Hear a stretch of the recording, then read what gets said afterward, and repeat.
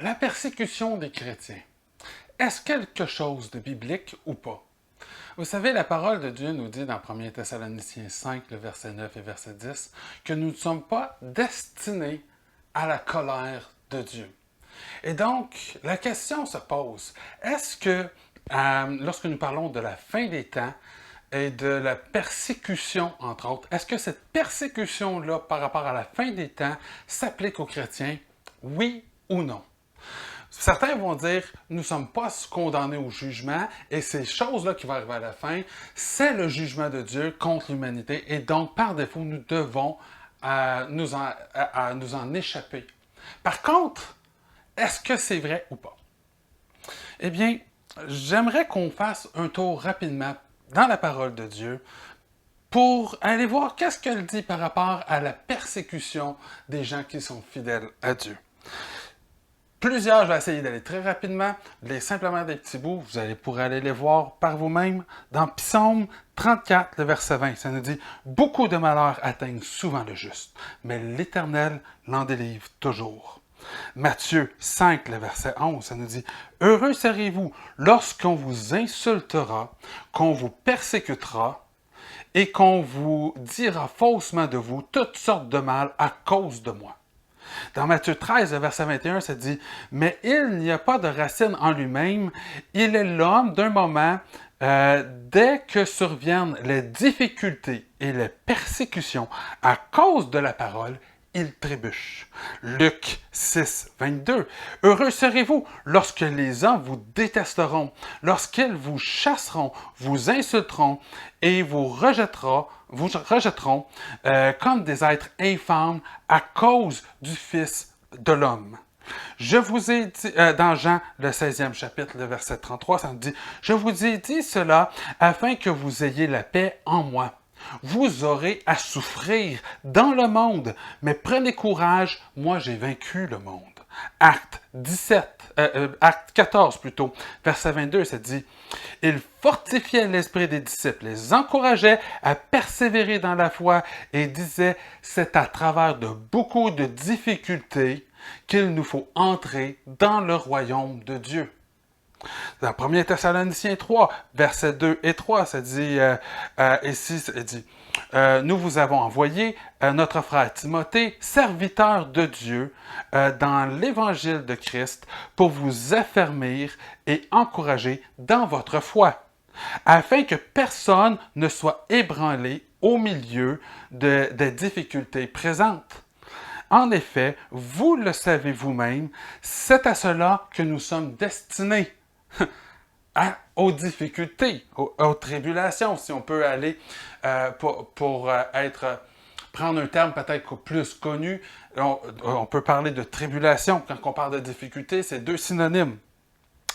Dans 2 Timothée, le 3e chapitre, le verset 2, ça nous dit « Du reste, tous ceux qui veulent vivre avec piété en Jésus-Christ seront persécutés. » Dans Apocalypse, le 2e chapitre, le verset 3, et c'est le dernier exemple que je vais vous donner. « Oui, tu as de la persévérance, tu as souffert à cause de mon nom et tu ne t'es pas lassé. » La souffrance, la persécution, c'est une partie intégrante de la vie d'un chrétien.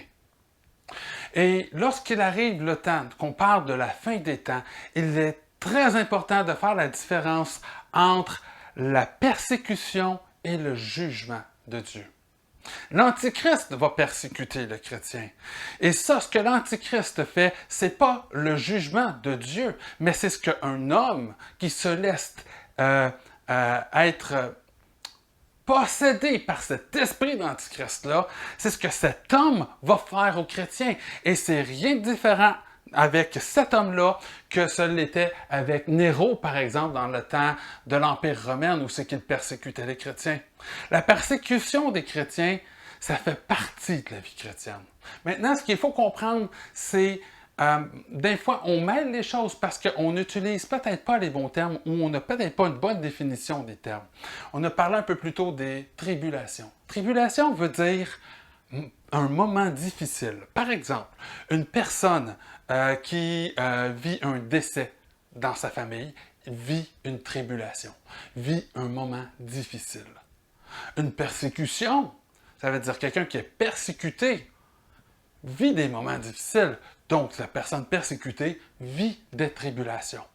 Si Jésus, pas Jésus, mais Dieu juge les injustes, il leur fait vivre des moments difficiles. Les injustes vivent des tribulations.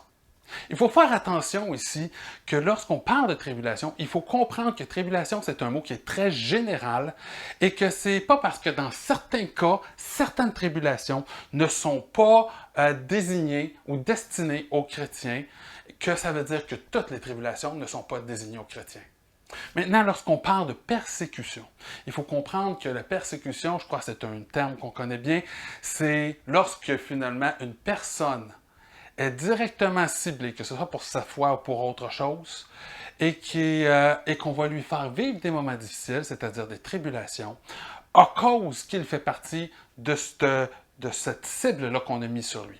Entre autres, dans le cas de la fin des temps, lorsqu'on parle des prophéties de la fin des temps, ici, on parle des saints. Les saints vont être persécutés. Et donc, la persécution va faire que les saints vivent des tribulations.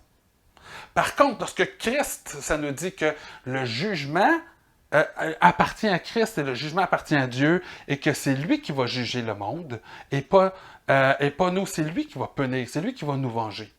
Et d'ailleurs, on le voit dans le livre de l'Apocalypse, lorsqu'il dit, et si je m'abuse, c'est dans le 5e sceau, c'est que les saints vont dire, mais jusqu'à quand est-ce que tu vas attendre avant d'aller juger les gens pour ce qu'ils ont fait, d'aller juger le monde pour cette persécution-là qu'on vit? Donc, il y a une distinction entre la persécution et le jugement de Dieu. Lorsque Dieu vient juger la terre, il vit des tribulations, ça c'est vrai. Mais ces tribulations-là, c'est une forme de persécution aussi. C'est Dieu qui va persécuter, si on pourrait dire comme ça, l'injuste à cause de la méchanceté qu'ils ont eue. Et donc, c'est encore une forme de persécution. C'est un groupe qui est ciblé, mais ce n'est pas le même groupe. Et donc, lorsqu'on parle de tribulation, c'est important de prendre la peine de savoir de quelle tribulation est-ce qu'on fait référence. Parce que la Bible est claire, on va être persécuté. Les disciples ont été persécutés. L'Église, à travers toute l'histoire, a été persécutée. Encore aujourd'hui, dans le monde dans lequel on vit aujourd'hui, dans plusieurs pays, l'Église est persécutée. Il serait très insoucieux de considérer ou de croire que l'Église, dans la fin des temps, ne sera pas persécutée.